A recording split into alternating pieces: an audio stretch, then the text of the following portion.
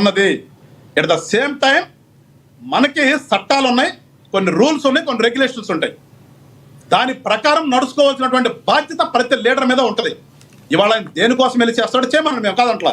అసెంబ్లీకి రమ్మన్నాం, ఇంట్లో కూర్చున్నాడు. రేపు రోడ్డు మీదకి వస్తానంటున్నాడు, రమ్మను. కానీ చిట్టుబాబు గారు మ్యూట్ చేయండి ప్లీజ్. ఒక్క నిమిషం మ్యూట్ చేయండి. ఎవరు సమయం అవదు. ఎస్ వెంకటేశ్వర గారు కంక్లూడ్ చేయండి ప్లీజ్ ప్లీజ్. ఎస్ వెంకటేశ్వర గారు కంక్లూడ్ చేయండి. వెంకటేశ్వర గారు అందరినీ పిలుస్తాము, మీరు అందరూ కూడా సమయం పాటించాలి. వ్యక్తిగతంగా దయచేసి ఎవరిని అనుమాకండి. మీరు కంక్లూడ్ చేయండి సార్ ప్లీజ్. కంక్లూడ్ చేయండి ప్లీజ్. నేను మళ్ళా అంటే అందుకని మ్యూట్ చేశాక సార్ మీరు కంక్లూడ్ చేయండి ప్లీజ్. కంక్లూడ్ చేయండి ప్లీజ్. కంక్లూడ్ చేయండి.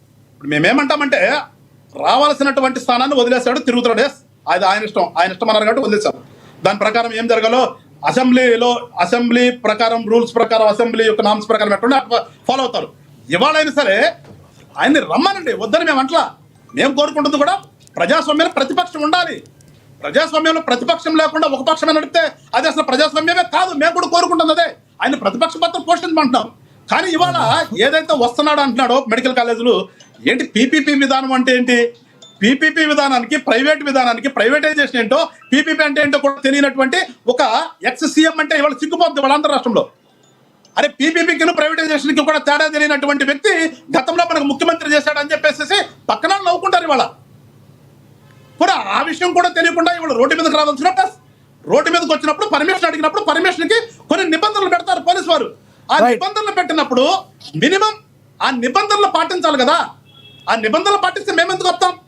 మాకు ఆపాల్సిన అవసరం లేదు. మేము కోరుకుంటున్నాం. అసలు మేమేం కోరుకుంటున్నామంటే, మేము ప్రతిపక్ష పాత్ర పోషించే వ్యక్తి ఒకళ్ళు ఉంటే ప్రజాస్వామ్యంలో చక్కగా ఉంటది, ప్రజలకు మంచి జరిగితేనే మేము కోరుకుంటున్నాం. అంతేగాని ఈయన గారు రోడ్డు మీదకి వచ్చి తెలుసు కదా, ముఖ్యమంత్రిగా ఉండగా ఏం చేశాడు? రోడ్డును తవ్వి ఇనప కడ్డీలు పాతి బారి పెట్టుకుని స్టేజ్ మీదకి వచ్చి బట్టలు నొక్కిన సందర్భాలు చూసాం. చెట్లు నరికిన సందర్భాలు చూసాం, పట్టాలు కట్టిన సందర్భాలు చూసాం. కానీ ఇవాళ అవకాశం లేదు. ఎందుకంటే రోడ్డు మేము తోనము, పట్టాలు కట్టుకోనేమో, హెలికాప్టర్ కోసం చెట్లు నరకనేమో. రావాలి, వచ్చిన తర్వాత చూసాం కదా మనం. సత్యనపల్లి వచ్చాడు. సత్యనపల్లి ఎవడో చచ్చిపోయిన అతన్ని పరామర్శించడానికి 4 ఏళ్ల క్రితం చనిపోయిన వ్యక్తిని పరామర్శించడానికి వచ్చి 4 చనిపోయాడు. సో ఇలాంటివన్నీ చూసాం కాబట్టి ఆ నిబంధనలు పాటించాలని చెప్పి మేము చెప్తున్నాం. ఖచ్చితంగా ఎవరైనా పాటించాల్సిన నిబంధనలు.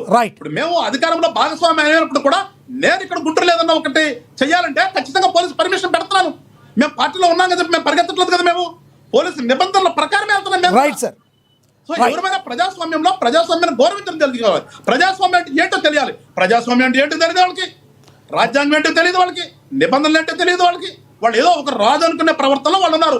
అట్లాగే వాళ్ళ తరపు నుంచి మాట్లాడే పెద్దలు కూడా అలాగే మాట్లాడతారు. అలాంటి పిచ్చి జనం ఉన్నంత కాలం కూడా ఆ పిచ్చి జనాన్ని నుంచి ప్రజల్ని రక్షించవలసినటువంటి బాధ్యత ప్రభుత్వంలో ఉంటుంది. ఆ ప్రభుత్వంలో మేము ఉన్నాం కాబట్టి మా మీద ఉంటుంది. దాని ప్రకారం మేము యాక్ట్ చేస్తాం. ప్రకారం ఖచ్చితంగా మేము చర్యలు తీసుకుంటాం. ఎందుకంటే మాకు ప్రజలు ఇంపార్టెంట్. మాకు వీళ్ళు కాదు, వీళ్ళకి మించి ప్రజలు ఇంపార్టెంట్. వీళ్ళు ప్రతిపక్ష నాయకుడికి మేము గౌరవిస్తాం. ఈయనకి ఎంత ఇంపార్టెంటో ఈయనకి మించి ప్రజల యొక్క రక్షణ మాకు ఇంపార్టెంట్. దానికోసం ఆ నిబంధనలకు అనుగుణంగా రమ్మనండి, మేము వెల్కమ్ చెప్తాం. అంతేగాని మా ఇష్టానుసారం వస్తామంటే ప్రభుత్వం పని ప్రభుత్వం చేస్తుంది. Right sir. లక్ష్మణరావు గారు కంక్లూడ్ చేయండి సార్. 1 minute please. లక్ష్మణరావు గారు, వీళ్ళు బోర్డు పర్మిషన్లు ఎవడు పట్టించుకోడు, వీళ్ళ పర్మిషన్ల గురించి ఎవరు ఎదురు చూడట్లేదు. కానీ ఖచ్చితంగా ప్రజలు కోరుకున్న విధంగా ఏదైతే వీళ్ళు సవాల్ చేస్తారో ఆ సవాల్ని స్వీకరించి వస్తున్నట్టు జగన్మోహన్ రెడ్డి గారు ఏ రకంగా రావాలి, ఎలా రావాలి అనేది అన్ని విధాలుగా మేము వస్తాం. అందులో ఎటువంటి డౌట్ లేదు. నేను చెప్తా ఉన్నారు, జగన్మోహన్ రెడ్డి గారు వచ్చి జనాలను చంపేస్తాం. ఒక మాజీ సీఎం రోడ్డు మీదకి వచ్చినప్పుడు ప్రజా పోరాటానికి పాదయాత్ర చేసినప్పుడు కానీ, రోడ్ షోస్ చేసినప్పుడు కానీ ఎటువంటి భద్రత కలిగించాలండి? ఒక రోప్ పార్టీ పెట్టాలి, Z+ సెక్యూరిటీ ఏర్పాటు చేయాలి. అక్కడ మినిమం ఒక 200-300 నుంచి కానిస్టేబుల్ పెట్టి ప్రతి ఎవ్రీ మూమెంట్ కూడా గమనించాలి. ఎందుకంటే అత్యధికమైనటువంటి ప్రజాదరణ కలిగినటువంటి ఒక నాయకుడు రోడ్ల మీదకి వచ్చినప్పుడు, ప్రజల్లో తండోపతండాలుగా వచ్చినప్పుడు ఆ ప్రజల్ని కంట్రోల్ చేయడానికి, ఎవరు కూడా వాహనం మీద పడకుండా ఉండడానికి, ఎవరు వాహనం మీద ఎటువంటి అన్యక్రాంతమైన పనులు చేయకుండా ఉండడానికి ప్రతి ఎవరి మూమెంట్ కూడా వాళ్ళ యొక్క కన్సర్న్లో ఉండాలి. వీళ్ళు ఏం చేశారండి? జగన్మోహన్ రెడ్డి గారు రోడ్డు మీదకి వస్తే రోప్ పార్టీలు ఉండవు, సెక్యూరిటీ ఉండదు, ఎక్కడ రా సెక్యూరిటీలు అంటే జగన్మోహన్ రెడ్డి గారు పాదయాత్ర చేస్తారు, జగన్మోహన్ రెడ్డి రోడ్డు మీదకి వచ్చారని కన్నా రోడ్లు తవ్వేస్తారు, ఆ వచ్చిన జనాలు భారీ కార్డులు పెడతారు. ఇది వాళ్ళ ఎట్లా సెక్యూరిటీ. Right, sir. ఎక్కడ వాళ్ళ Conclude చేయండి. జగన్మోహన్ రెడ్డి గారు కార్ తిప్పుకోండి. కంక్లూడ్ మేము అదే చెప్తా ఉన్నాం. అదే తెలుసుకోవాలి. ఇంకో విషయం అంటారు, జగన్మోహన్ రెడ్డి గారు అసెంబ్లీకి రాకుండా, అసెంబ్లీలో ప్రశ్నించకుండా బయటకు వచ్చి ఏంటి పని అండి?